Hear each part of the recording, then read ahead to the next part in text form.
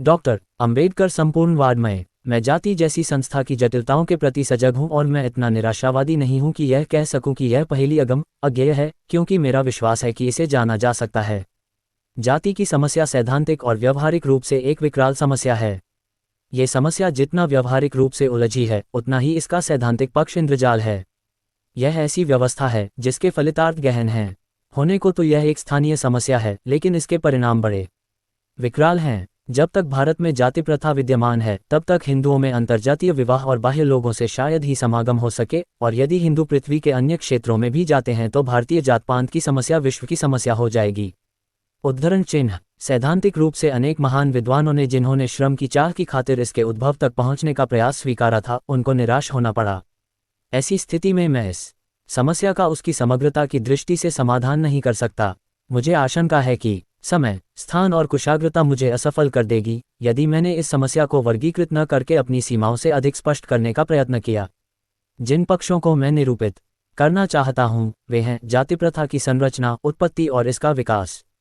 मैं इन्हीं सूत्रों तक अपने आप को सीमित रखूंगा, केवल आवश्यकता पड़ने पर स्पष्टीकरण देते हुए ही विषयांतर करूंगा। विषय का प्रतिपादन करते हुए मैं निवेदन करूंगा कि प्रसिद्ध नृजाति विज्ञानियों के अनुसार भारतीय समाज में आर्यों, द्रविड़ों, मंगोलियों और शकों का सम्मिश्रण है।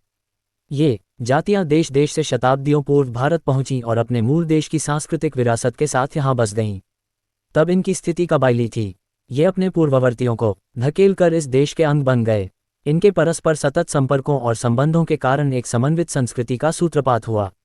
परंतु भारतीय समाज के विषय में यह बात कहना असंगत है कि वह विभिन्न जातियों का संकलन है। पूरे भारत में भ्रमण करने पर दिदिगंत में ये साक्ष्य मिलेगा कि इस देश के लोगों में शारीरिक गठन और रंग रूप की दृष्टि से कितना अंतर है। संकलन से सजातीयता उत्पन्न नहीं होती है। यदि रक्तभेद की दृष्टि से देखा जाए तो भारतीय समाज विजातीय है। हाँ, ये संकलन सांस्कृतिक रूप से अत्यंत गुंथा हुआ है। इसी आधार पर मेरा कहना है कि इस प्रायद्वीप को छोड़कर संसार का कोई देश ऐसा नहीं है जिसमें इतनी सांस्कृतिक समरसता हो। हम केवल भौगोलिक दृष्टि से ही सुगठित नहीं हैं, बल्कि हमारी सुनिश्चित सांस्कृतिक एकता भी अविच्छिन्न और अटूट है, जो पूरे देश में चारों दिशाओं में व्याप्त सांस्कृतिक एकरूपता के कारण जाति प्रथा इतनी विकराल समस्या बन गई है कि उसकी व्याख्या करना कठिन कार्य है। यदि हमारा समाज केवल विजातीय या सम्मिश्रण भी होता तब भी कोई बात थी, किंतु यहाँ तो सजातीय समाज में भी जाति प्रथा घुसी हुई है।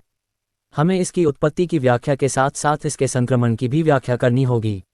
आगे विश्लेषण करने से पूर्व हमें जातितंत्र की प्रकृति पर भी विचार करना होगा। मैं नृजातिक विज्ञान के कुछ विद्वानों की परिभाषाएं प्रस्तुत करना चाहता हूं। 1. जाति के संबंध में फ्रांसीसी विद्वान श्री सेनार का सिद्धांत है तीव्र वंशानुगत आधार पर घनिष्ठ सहयोग, विशिष्ट पारंपरिक और स्वतंत्र संगठनों से युक्त, जिसमें एक केतक कास्ट जाति प्रथा। पृष्ठ 4।